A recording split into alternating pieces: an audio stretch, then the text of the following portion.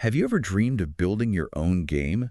But then you look at these massive game engines and just feel completely daunted. Oh, absolutely. It's like, where do you even start? You're staring at this huge, complex machine, maybe spending weeks, months even, just wrestling with configurations, trying to bend it to your will. Right, wrestling monolithic engines, as our sources put it, it's a huge barrier. Exactly. But imagine this. What if you could just describe your vision? You know, the feel, the mechanics, the style, and an AI just builds the engine for you instantly, perfectly tailored. Not just any engine, but one built specifically for your game. Minimal performance. Right, not bloated, ready in, well, maybe not instantly, but hours, not months. Okay, let's unpack this. This sounds pretty incredible. It really does. And we're looking at what could be a genuine paradigm shift here in how we create interactive experiences. Our sources today detail a platform called Cadence. Cadence, okay. Yeah, it's designed as an AI-native platform specifically to generate these custom, deterministic, and importantly, high-performance game engines. Deterministic. That sounds key. Hugely key. It's all about making engine design declarative, letting AI help augment the process, moving away from those, opaque monolithic tools where you're basically forced to fit your vision into their box. Instead of the other way around. Precisely. Think about the market you mentioned, games, that's like $250 billion. Then simulations, another $100 billion plus. And so often, teams are starting from scratch or forcing ideas into these generic engines. Which is just massively inefficient. Enormous inefficiency. And that's really what Cadence aims to tackle head on. Okay, so our mission for this deep dive is to get into the technical guts of this. How does it actually work? We're focusing on three core technologies mentioned in the sources: the Model Context Protocol, MCP LangChain, and LangGraph. That's the stack. Right. How do these pieces fit together to make this AI-native engine platform, Cadence, a reality? How do they enable these intelligent agents we hear about to actually collaborate with humans to design, build, maintain, even evolve entire engines? Yeah, how does it kick? That's the question. It gets really interesting when you look at how these layers interact. All right, let's dive in. Part one seems to be about the foundation, this Model Context Protocol, MCP. The blueprint, as our outline calls it. The blueprint Model Context Protocol, MCP, as the foundation. Okay, so MCP. To build something like Cadence, an AI-native platform, you absolutely need a common language, a universal way for all the different parts, the AI, the tools, the engine itself, to communicate reliably. Like a Rosetta Stone for engine development. Kind of, yeah. Think of MCP as maybe the TCP IP for AI interacting with complex software environments like a game engine. It's an open standard designed for AI models, these software agents we'll talk about, and external tools to exchange context, capabilities, and crucially structured data. Structured data? Okay. Exactly, in a standardized way. Yeah. So there's a huge step away from the old world of, brittle custom API connections that break every time something gets updated. Oh, I know that pain. Right. Instead, MCP provides what the sources call a robust capability bus. A capability bus. Yeah. Different parts of the system, other AIs, human tools, the runtime engine components that can discover what other parts can do, negotiate how to interact, and then actually use those capabilities, all through this standard protocol. So it's much more flexible, less likely to break. Way more flexible. And the sources really emphasize three key properties MCP enables. It allows for declarative, deterministic, and explainable integration. Okay, let's break those down. Declarative first. So instead of writing like 1,000 lines of imperative code saying exactly how to do something. Step-by-step instructions. Right. With MCP, you declare what you want, like handing over a blueprint instead of dictating every hammer swing.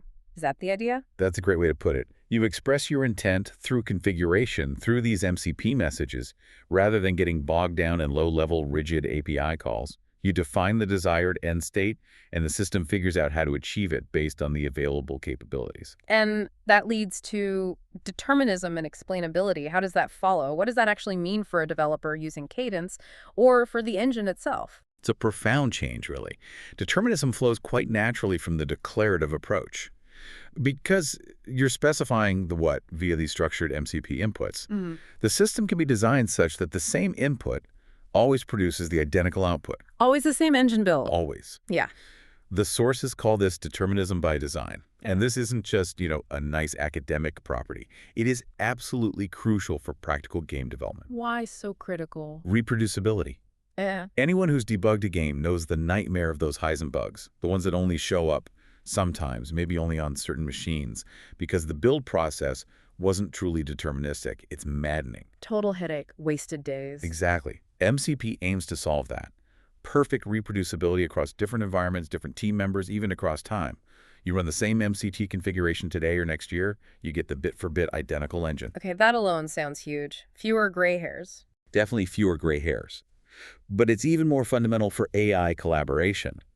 How can multiple AI agents, or AIs and humans, reliably work together on an engine if the underlying process isn't deterministic? How can they trust their contributions won't be subtly altered? Right, you need that stable foundation. It moves beyond, it works on my machine. Precisely. It works consistently, everywhere, every time, for everyone involved, AI or human.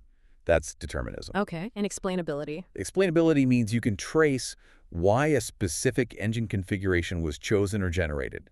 Why did the system pick Vulkan over OpenGL? Why was this particular ECS module included? You can see the reasoning. You can see the reasoning, trace it back to the initial requirements or constraints defined via MCP.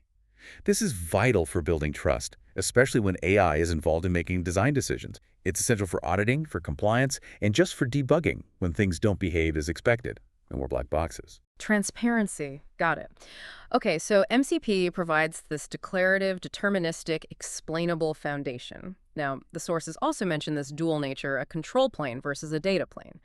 That separation sounds really smart. Is it like MCP is the conductor of the orchestra managing the score and cues, but it's not actually playing the instruments. That's the runtime, the actual engine doing the work. That's a perfect analogy. The MCP absolutely operates as the control plane.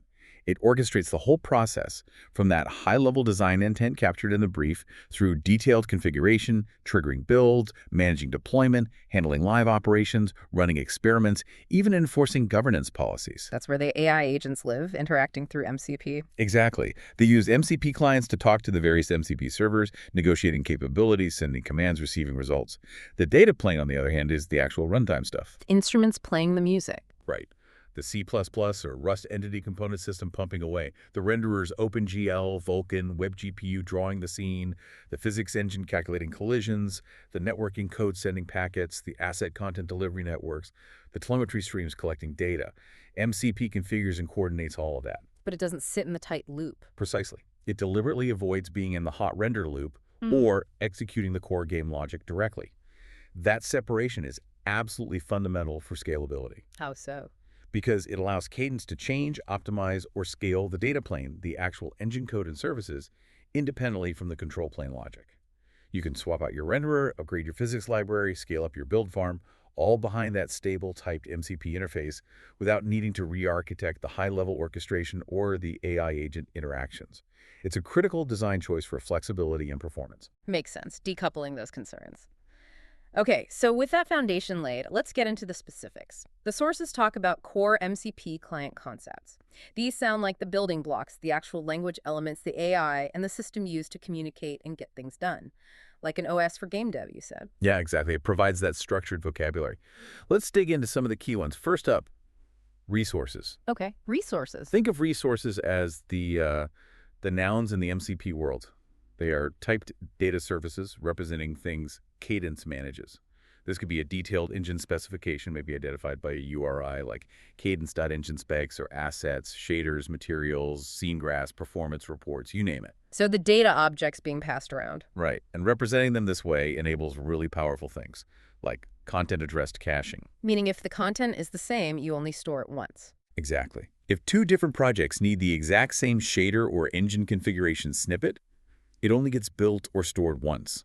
This leads to massive cache hits across teams and projects. It also makes delta diffing tracking changes efficiently much easier, and it's fundamental to those reproducible builds we talked about. Faster, more consistent. Got it. What's next? Tools. If resources are the nouns, tools are the verbs. These are safe, declarative commands exposed by MCP servers. Things like build engine, validated determinism, bake-in nav mesh, compile shaders. High-level commands. Yes, encapsulating potentially very complex operations behind a simple, standard interface. This allows for fantastic horizontal scaling. You have huge build farms or shader compilation farms crunching away, but the AI agent or the human developer just interacts with a single build engine tool via MCP.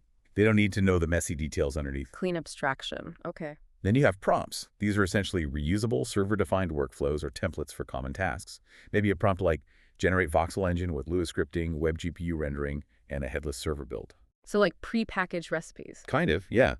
They're great for ensuring policy compliance, maybe a studio mandates certain security checks in every build, and for creating repeatable pipelines. Standardizing best practices across an organization. It sounds for larger teams. Definitely. Next is sampling. This was really interesting for AI integration. It allows an MCP server to request that a client-controlled LLM synthesize some code or configuration. Wait, client-controlled? Yes, that's the crucial part. Yeah. The server asks, but the client, the user's machine or environment, actually runs the LLM call using the user's own API keys and models. And importantly, it requires explicit user approval. Ah, so the server doesn't just get to run arbitrary AI stuff. The user maintains control and governance. Exactly. Keeps keys secure, manages costs, ensures human oversight.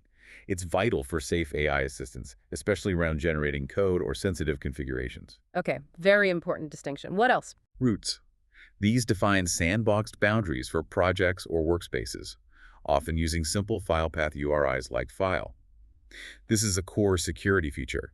It ensures MCP servers only operate within designated allowed areas. So one project's build process can't accidentally mess with another project's files? Right, essential for secure multi-tenancy, for CI/CD systems, especially in large studios or when working with external partners. Basic security hygiene, but built into the protocol. Good. And the last one? Elicitation. This is a clever mechanism for the system to dynamically ask for missing configuration details right when they're needed, like just before a build or deployment. Instead of having a giant config file up front. Or instead of building brittle custom UI dialogues for every single option. Elicitation uses structured JSON schemas to define what information is needed. The server sends the schema, the client prompts the user or retrieves the info programmatically, and sends back the structured response. Like a structured interview for the engine setup. Exactly. And again, the client gates this, ensuring sensitive information like API keys or passwords aren't just flying around uncontrolled. It avoids brittle UIs and keeps secrets safe. Okay, wow. Resources, tools, prompts, sampling, routes, elicitation. That really does paint a picture of a sophisticated communication layer. And you mentioned Cadence uses these MCP schemas to define its core engine systems, rendering, physics, networking, all of it. That's right. The very fabric of the engine, how its modules connect and interact, is defined using these MCP schemas. A renderer MCP, a physics MCP, a scripting MCP, and so on. And exposing those as APIs. Is fundamental. Yeah. It ensures internal consistency, but crucially, it allows external tools, human developers, and especially those AI agents we're about to get into, to seamlessly integrate, understand, extend, and even compose the engine at a really deep level. It makes the engine transparent and malleable. Which sets the stage perfectly for bringing in the intelligence layer. All right, let's move on to part 2, LangChain and LangGraph. The intelligence LangChain and LangGraph for AI orchestration. Okay, so MCP gives us this robust, structured communication backbone. Now, how do we inject the actual AI smarts? This is where LangChain enters the picture, right? Tell us about LangChain. What is it, and how does Cadence leverage it? Right, LangChain is really the powerhouse for building the AI applications themselves. It's a framework designed specifically for working with large language models, LLMs. A key thing is it's provider agnostic. Meaning you're not locked into OpenAI or Anthropic or any single provider. Exactly. You have the flexibility to use models from various sources, which is great for cost, performance, and avoiding vendor lock-in. Its core building blocks or primitives include the LLMs themselves, obviously, but also sophisticated ways to craft prompts to guide the AI's output. Getting the prompts right is key, I hear. Oh, absolutely. Prompt engineering is a whole field now. LangChain also has concepts like chains, linking multiple LLM calls or actions together in sequence, and agents. Agents being the part that can decide what to do. Precisely. Agents can analyze user input and intelligently choose which tools, which could be MCP tools, by the way, to use to fulfill the request. It also handles memory, allowing conversations or interactions to retain context over time. So the AI doesn't forget what you just talked about. Right. And critically, it integrates very tightly with vector databases for something called retrieval augmented generation, or ARGI. ARGI. Okay, what's that? Or ARGI is incredibly powerful. It allows the LLM, before it generates an answer, to first retrieve relevant information from a specific knowledge base. In Cadence's case, that could be the engine's documentation, its API specs, maybe even code examples or assets from the registry. So it grounds the AI's response in actual facts from the system. Exactly. It makes the LM's output much more accurate, relevant, and trustworthy because it's not just hallucinating based on its general training data. It's pulling in specific, up-to-date information. And all these components, LLMs, prompts, chains, agents, argy, can be elegantly composed together using the Lang Chain Expression Language, or LCEL. LCEL. Okay, so how does this translate into real features within Cadence? Where would a developer actually see LangChain in action? You'd see it quite directly in several places. A prime example is editor copilots. Like GitHub Copilot, but for the game engine editor. Kind of, yeah, but potentially much more integrated. Imagine you're in the Cadence editor and you just type a natural language question like, explain how the ECS schedule system updates. Okay. A LangChain-powered agent using rgrang would fetch the relevant sections from the engine docs, maybe find related code snippets, and synthesize a clear, concise explanation right there in the editor. Our sources even give an example using a chat prompt template and an LLM for this exact scenario. It puts help and expertise right at your fingertips. That would speed things up immensely. No more digging through wikis. Exactly. Another area is automated modifications. LangChain agents can understand high-level requests like refactor this system to use the new pooling allocator or run a performance profile on the main scene and report bottlenecks. They can then translate that into the necessary MCP tool calls to actually perform the task. So not just explaining, but doing. Right. And finally, semantic asset search.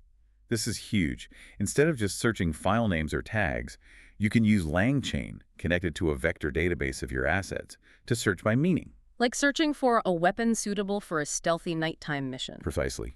Or find environmental props that fit a cozy, Ghibli-inspired art style. It understands the semantic meaning and finds assets based on that, not just keywords. It totally changes how you discover and use assets. Okay, that's really powerful. LangChain handles the thinking, the understanding, the tool use, but complex tasks often involve multiple steps, decisions, maintaining state. That sounds like where LangGraph comes in. Is it fair to say LangChain provides the smart components, but LangGraph organizes them into a coherent, persistent process, like the different departments of a brain talking logically? It's a fantastic analogy, yes. You've hit the nail on the head. LangChain gives you the powerful building blocks, the LLMs, the chains, the agents, the retrieval. LangGraph provides the structure to orchestrate these blocks into reproducible, stateful workflows. Stateful being the key word there. Absolutely. LangGraph allows you to define your LMM applications not just as simple linear chains, but as complex graphs, essentially state machines. Each node on the graph can be a LangChain component, like an LLM call or a tool use, and the edges define the flow of control, including conditional logic. So you can have branches like, if the player does X, go down this path, otherwise go down that path. Exactly. That's conditional branching and control flow, a core capability. It allows for explicit logic. An NPC agent graph might have a node assess threat level. If the threat is high, it transitions to an evasive maneuvers node. If low, it transitions to continue patrolling. Much more sophisticated than a simple chain. Much more. LangGraph also provides structured state management. The state isn't just a simple string. It can be a complex object that gets passed between nodes and updated along the way. Perfect for tracking an NPC's beliefs over time or managing a complex multi-step editor operation. And it can handle things running at the same time. Yes, it supports concurrency, allowing nodes or entire subgraphs to execute in parallel, which can significantly speed up complex workflows. And crucially, it offers checkpoints and persistence. Meaning it can save its state and resume later. Exactly. Workflows can be paused, saved, and resumed later, even after a crash or across different user sessions. This makes long-running AI processes, like an NPC's cognition over hours of gameplay, incredibly reliable. That's essential for anything non-trivial. It really is. And because the structure is explicit in the graph, you get deterministic and auditable execution. Given the same graph and inputs, the flow is predictable, which is vital for debugging and testing complex AI behaviors. Finally, it supports event-driven transitions, allowing the graph to react dynamically to things happening outside it, like player actions or asset changes. Wow. Okay, so give us some more concrete examples within Cadence. How does LangGraph drive these more advanced integrations? A really compelling use case is NPC cognition graphs. Instead of brittle, hard-coded state machines, you can model an NPC's entire thought process as a LangGraph. Like that perceive, recall, decide loop you mentioned. Exactly. You could have nodes like perceive environment, query memory vector store, evaluate goals and situation, decide action. The decide action node could then branch based on the evaluation. Maybe target hostile execute attack plan or target friendly initiate dialogue. Each action node might then update the NPC's state in a final update memory and beliefs node. It allows for really rich, dynamic, and traceable AI behavior. Makes NTCs feel much less robotic. Hopefully. Another example is complex editor copilot graphs. If a user says, optimize the lighting in this scene for performance and build a project, the graph could orchestrate multiple steps. Analyze scene lighting, identify bottlenecks, generate lighting parameter suggestions, LLM call, apply changes, MCP tool, trigger build, MCP tool, summarize results. It ensures the copilot follows a reliable, multi-step process. Handling complex user requests robustly. Right. It's also perfect for build test automation. Defining a complex build pipeline shader compilation, asset cooking, running unit tests, performance checks as a land graph makes it deterministic, auditable, and easier to visualize and maintain. You can see exactly what ran and why. Bringing that state machine rigor to CI/CD? Precisely. Similarly for LiveOps orchestration. Imagine coordinating narrative updates, balance changes driven by the balance MCP, and asset deployments through a multi-agent graph. LangGraph handles the coordination, and critically, it enables safety guardrails. You can enforce rules like always run security scan tool before calling deploy engine mod, simply by structuring the graph edges that way. It builds safety into the workflow. So LangChain and LangGraph really are complementary, not competing. LangChain for the smart components, LangGraph for the reliable orchestration. Powerful combo indeed. Absolutely. They operate at different but synergistic layers. LangChain gives you the building blocks. LangGraph gives you the robust, stateful architecture to assemble them into complex, reliable applications. And the sources mention a typical roadmap for integrating them. Yeah, it suggests a natural progression. You might start with LangChain for quick wins, simple copilots, vector database integration for RAG maybe in the first month, days 0-30. Then, as you need more complex behavior, you introduce LangGraph, day 3160, for things like NPC cognition or multi-step editor tasks, leveraging its state management and branching. Finally, day 6190, you'd move towards full multi-agent orchestration using LangGraph, perhaps defining graphs in YAML for easy version control and integration into CI/CD pipelines. A phased approach to building up the AI capabilities. Makes sense. Okay, this sets the stage beautifully for part 3, seeing how Cadence puts all this together in action. The AI native engine platform, Cadence in action. All right, we've got the blueprint, MCP, and the intelligence layers, LangChain, LangGraph. Now let's see the big picture. How does Cadence actually take a game idea, just a design brief, and turn it into a playable prototype? The sources claim this can happen in minutes or hours, which sounds revolutionary. It really is the core promise. This automated pipeline is designed explicitly to slash that time to prototype, weeks or months down to potentially hours. The idea is the creator focuses on what the experience, the feeling, the genre, and Cadence handles the technical how of generating a runnable prototype. And crucially, you mentioned traceability. Yes, that's a key pillar. You should be able to trace the lineage all the way from an abstract experience goal in the brief, like cozy exploration, down through the derived technical requirements like soft shadows, procedural foliage, to the specific engine modules selected, say a specific renderer and ECS implementation, the assets pulled from the registry, and finally the actual compiled build artifacts. It ensures the vision isn't lost in translation. That's incredibly valuable. Okay, walk us through this pipeline. What are the key stages and the MCPs involved? It kicks off with a design brief intake. This isn't just a text document, it's a structured MCP, likely using a JSON schema, capturing everything. The game's title, genre, desired experience goals, for example, cozy, flow, challenging. Core mechanics, farming, crafting, platforming, target platforms, performance constraints like target FPS 60. Maybe even desired architectural style like ECS core. So a rich, structured input. The Whisper Grove example with cozy farming mechanics illustrates this well. Exactly. That detail brief then feeds into the tech requirement synthesizer. This is an intelligent component, likely using a rule-based or constraint satisfaction system, possibly augmented by AI. It translates those high-level goals and mechanics into concrete technical needs. Like cozy plus 3D isometric implies specific rendering features. Right. It might drive requirements like soft shadows needed, SSAO optional, stylized tone mapping preferred. And mechanics like farming plus crafting would automatically trigger requirements for an inventory system, grid, or terrain manipulation tools, maybe a day-night cycle or time system. It connects the creative vision to technical specifics. Bridging that gap. Okay, what's next? The Engine Configurator MCP. This is where the core engine architecture gets chosen. Often ECS, as the sources suggest, due to its scalability, but maybe component-based or hybrid.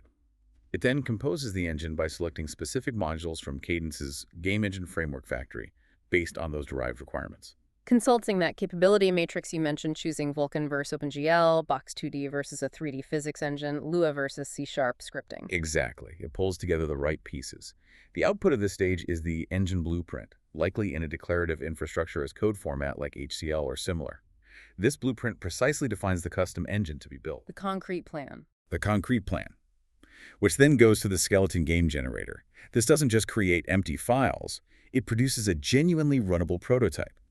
It stubs out necessary ECS components, like transform, mesh renderer, physics body, core systems, render system, physics system, input system, basic scenes, maybe a loading screen, a simple test map, and scripting hooks, for example, in Lua. So you can immediately start adding simple game logic, like a basic crafting recipe interaction. So you get something you can actually hit play on right away. That's the goal. But an engine needs assets.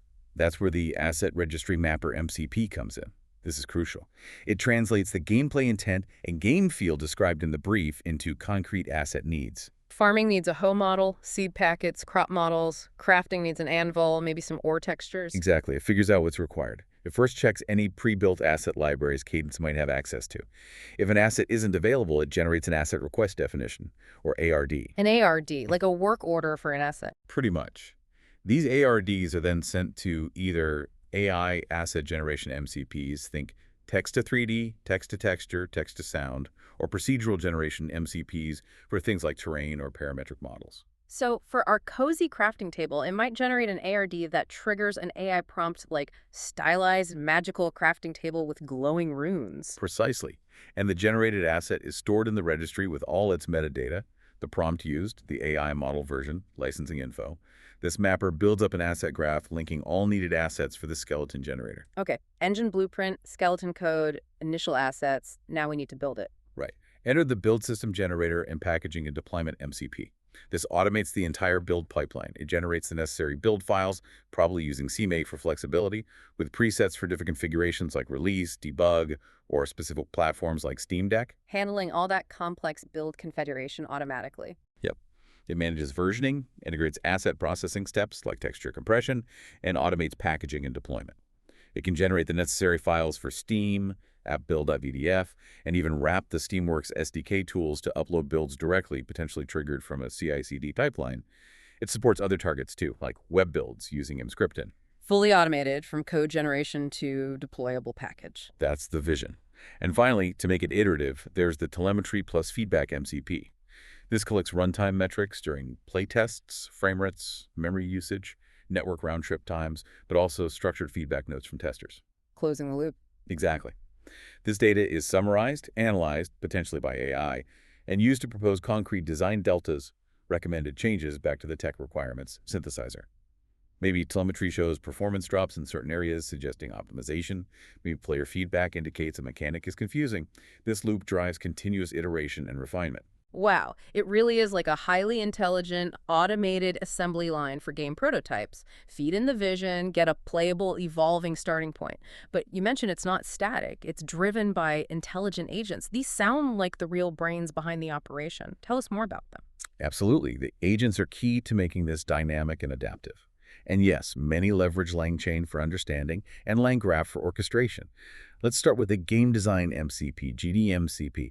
This isn't just taking a brief. It can actually help generate the initial concept. It takes idea seeds, maybe raw text like that Rising Sea Levels article, and applies modifiers like roguelike genre and 1920s noir twist. To brainstorm entirely new game concepts. Exactly. Using what the sources call idea generation operators, it can synthesize a structured design concept like Noir Rising, complete with core loop ideas, mechanics, experience goals, and aesthetic direction. It helps kickstart the creative process. Creative partner AI. Yeah. Cool. Then there's the builder agent. This is the master orchestrator we hinted at. It takes a high-level request, either from the GDMCP or a human prompt like build a multiplayer FPS with Lua and WebGPU, and translates it into the sequence of MCP calls needed to actually configure and generate the engine. Like a project manager coordinating all the MCP servers. A very smart project manager, yeah. It has internal modules like an intent parser, system selector, MCP writer, and build coordinator to handle the whole workflow. Got it. And the asset generation. That's handled by the AI asset generation MCPs and procedural generation MCPs. The AI ones take those ARDs and use various generative models, diffusion for textures, maybe NeurFs or other techniques for 3D models, to create assets, returning receipts with provenance. The procedural ones provide deterministic pipelines for things like level generation, Perlin height map perhaps, or parametric modeling, ensuring reproducibility. So a mix of AI creativity and procedural reliability for assets. Right. Then you have the balance MCP. This is fascinating. It uses AI playtests agents playing the game and Monte Carlo simulations to automatically tune game parameters. To make sure the game is actually fun and fair. Exactly. Evaluating win rates, player churn points, time to kill, resource balance. It produces balance patch diffs, like adjusting that oxygen decay rate example, with justifications based on the simulation data. It integrates with telemetry for continuous tuning. AI ensuring the game feels right. Then there's the overseer agent. Think of this as the engine's dedicated caretaker. It autonomously works to maintain, optimize, and stabilize the generated engine framework over time. How does it do that? It runs checks to validate deterministic properties. It can automatically refactor MCP configurations for clarity or efficiency. It tunes performance parameters based on profiling. And it generates change logs so humans know what it's been up to. It ensures the engine doesn't degrade over time. Like an automated SRE for the game engine. Kind of, yeah. And Cadence features a whole automated prototype lifecycle pipeline.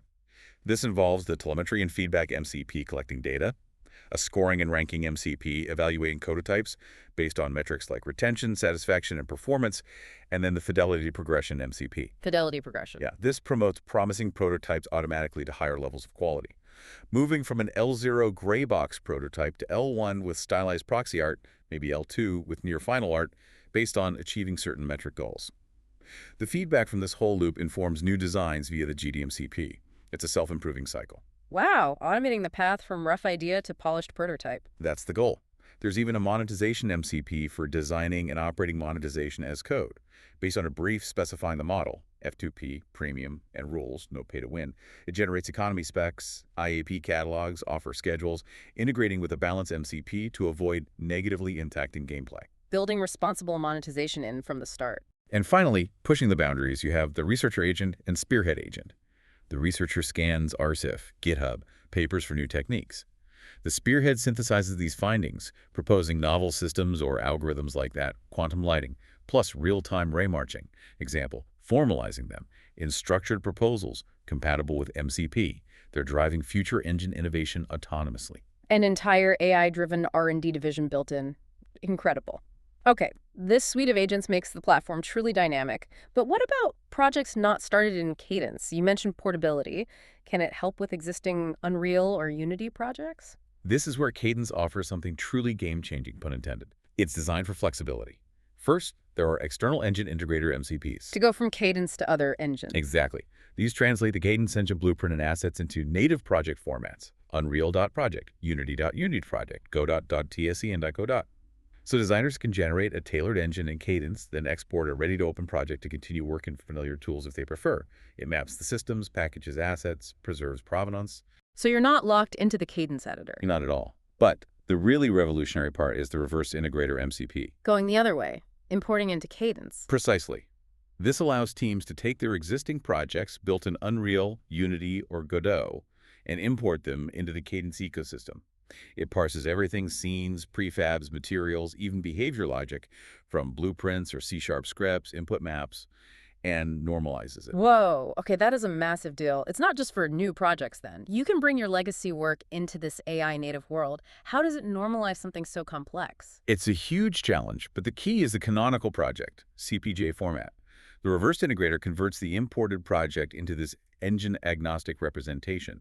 Think of CBJ, or non-TPJ.v1 schema mentioned, as a universal language for game projects. What does it capture? Everything. Assets, often converted to standard formats like GLTF, materials, using a canonical material definition, animations, scene graphs, extracted behavior logic, physics settings, input mappings, balanced data, build configurations. And crucially, it preserves provenance, original file hashes, GODs, and tracks software licenses using SPDX IDs. So you don't lose history or legal info. Right. The process involves detecting the project type, ingesting assets, parsing seeds and behaviors, normalizing all the settings, and optionally even inferring a high-level design seed or brief from the imported content so Cadence's AI can understand the game's intent. And once it's in the CPJ format. The possibilities open up. You can use a cross-emission strategy, import a Unity project, convert it to CPJ, then use an integrator MCP to re-emit it as an Unreal project. A universal translator between major engines. Essentially, yes. And the vision extends to round-trip iteration. Edits made in the external engine, like Unreal, could generate change sets, JSON diffs that get re-ingested back into Cadence, updating the central registry and specs with conflict resolution. So you could potentially iterate seamlessly across different tools. That is genuinely developer agency unleashed, not just building from scratch, but translating, evolving, and moving existing projects between ecosystems. That's huge. Scaling and enterprise readiness, the practical power. Okay, this platform sounds incredibly powerful, almost futuristic. But building something complex, especially with AI involved, always brings up practical questions. How does Cadence actually scale? How does it handle the demands of large teams, massive projects, or even regulated industries that need rock-solid stability and compliance? That's absolutely critical. And it comes back to that core architectural principle we discussed earlier, the clean separation of the control plane, MCP handling orchestration and AI, from the data plane, runtime execution and heavy computation. That separation is the key scalability lever. It really is. Because each plane can be scaled independently based on its specific needs. The control plane needs to handle potentially many concurrent requests and agent interactions, while the data plane needs raw computational power for things like builds and simulations. So how does Cadence scale these parts? It achieves horizontal scalability primarily by exposing its major capabilities as custom MCP servers. Think of these as specialized microservices, each handling a specific domain, communicating via the standard MCP protocol. So you can just spin up more instances of a particular server if it becomes a bottleneck. Exactly. For instance, the engine spec server manages blueprints and constraints. It scales well because resolving the spec graph is often stateless and benefits from cached log files. The build encoding server handles code generation, CMake configuration, building, packaging, SBOM generation. This scales massively by distributing work across build farm workers, using content addressable storage and remote caching. The renderer server compiles shaders, reflects shader layouts. It scales by leveraging distributed shader compilation farms. The physics INAV server bakes nave meshes, cooks collision geometry. This scales via parallel CPU-to-U batch jobs and caching the generated artifacts. The networking replication server simulates network conditions, records replays, scales by running many simulations in parallel pools. The assets and baking server transcodes textures, simplifies meshes, builds atlases, scales through asynchronous processing pipelines and leveraging CDNs while tracking asset lineage. The determinism QA and telemetry server runs replays, compares state hashes, profile scenes.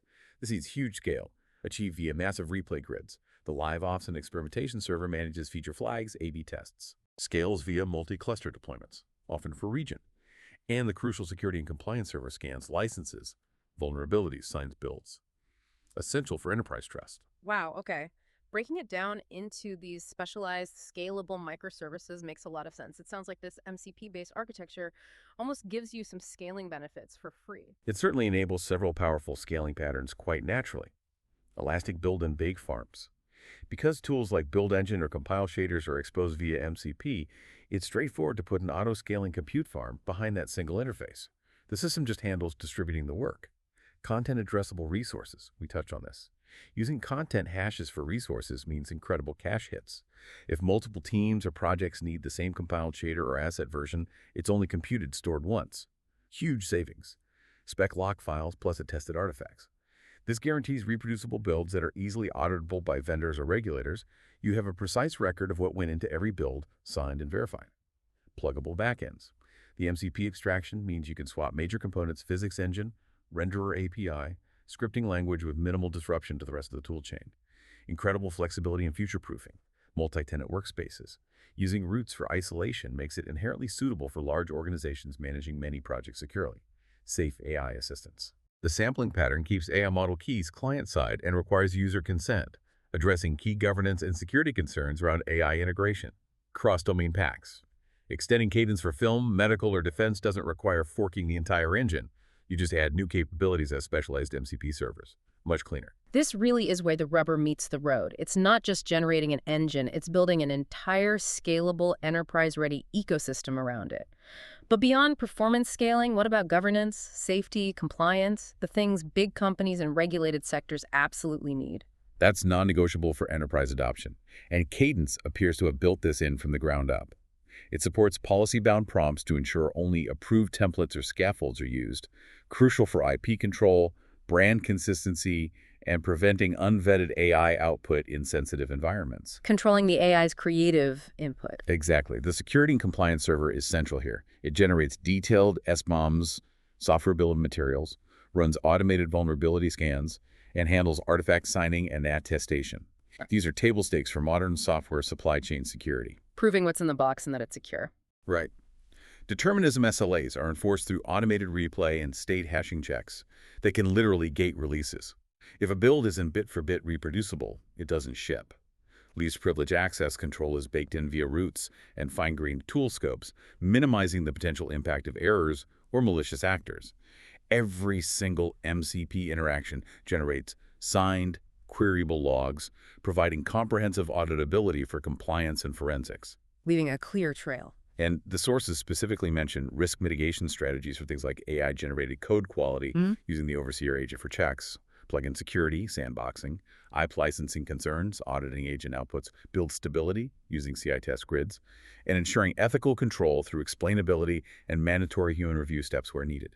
The goal is to impact key metrics, drastically reduce time to engine, lower change risk, decrease infra cost, and boost team throughput, all while maintaining trust and compliance. It sounds incredibly thorough, building that enterprise-grade trust layer right alongside the cutting-edge tech. Why Cadence matters reclaiming developer agency and future impact. So let's bring it all together. We've gone deep into the tech MCP, LangChain, LangGraph, the agents, the pipelines, the scaling. Why does all this matter? What's the core problem Cadence is solving that makes this potential shift so significant? The core problem, as our sources framed it, is the tyranny of the traditional monolithic engine. Despite the incredible power of engines like Unreal or Unity, developers often find themselves adapting their vision to the engine, not the other way around. Like the chef forced to use the giant pre-made kitchen even for a simple task. Exactly. These engines can be bloated with features you don't need, generalized to the point where optimizing for your specific use case is hard, surprisingly slow to adapt to new paradigms, and they create significant vendor lock-in. All of this erodes developer agency, both creative and technical. You spend more time fighting the tool than building your vision. And this inefficiency exists across huge markets, games, simulation. Right. $250 back-end games, $100 plus in simulation, still often starting from scratch or wrestling these generalized beasts. Cadence fundamentally challenges that. So how does Cadence give that agency back? What's the solution it offers? It's a multi-pronged solution focused entirely on reclaiming that agency. First, custom-fit engines. Developers declare their intent, their specific needs, and Cadence materializes an engine tailored precisely for that vision, minimal, performant, optimized. It's like Terraform for game engines, as the sources suggest. You get the right tool, not just a tool. But the engine adapts to the vision. Precisely. Second, AI-assisted iteration. Those intelligent agents we discussed aren't just for setup.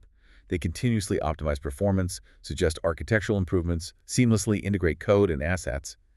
The engine becomes a living, evolving partner in development, not a static obstacle. The engine helps build itself, essentially. In a way, yes. And third, transparency and control. No more black boxes. MCP's declarative nature, the explainability, the ability to inspect the engine blueprint, it all leads to transparent, composable systems. Developers regain full control and understanding of their tech stack. The sources say it returns full creative agency over your tech stack. It positions the engine not as a fixed tool, but as a dynamic, understandable part of the creative process itself. That's the fundamental shift. The engine becomes yours again, malleable and responsive. So looking ahead, what's the bigger impact? If Cadence succeeds, how does it change the landscape? The potential impact is vast and really exciting. It could truly democratize engine creation. Lowering the technical barrier means more creators, even those without deep C++ skills, can bring unique interactive experiences to life. Low-tech entry into engine development as one source puts it. More diverse voices, more innovation. Hopefully, it promises massive AI-assisted creativity, enabling new forms of human-AI co-creation, where the AI handles technical complexity, freeing humans to focus on narrative, design, and artistry. We might see systems that evolve autonomously, engines that maintain, optimize, and even upgrade themselves over long periods, guided by AI overseers and research agents. Self-improving software infrastructure. Yeah, pushing the boundaries. Cadence could push the frontier of simulation and rendering itself, with agents discovering and implementing novel techniques.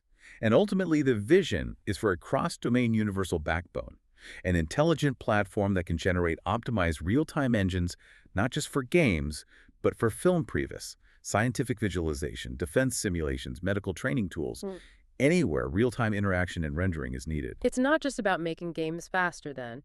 It's about fundamentally changing how we build interactive digital experiences across the board, empowering every creator with tools as unique and flexible as their imagination. Outro. Absolutely. What we've really explored today is this fascinating convergence of AI and core software engineering principles. You have the declarative, structured foundation of the Model Context Protocol, providing that stable, auditable backbone.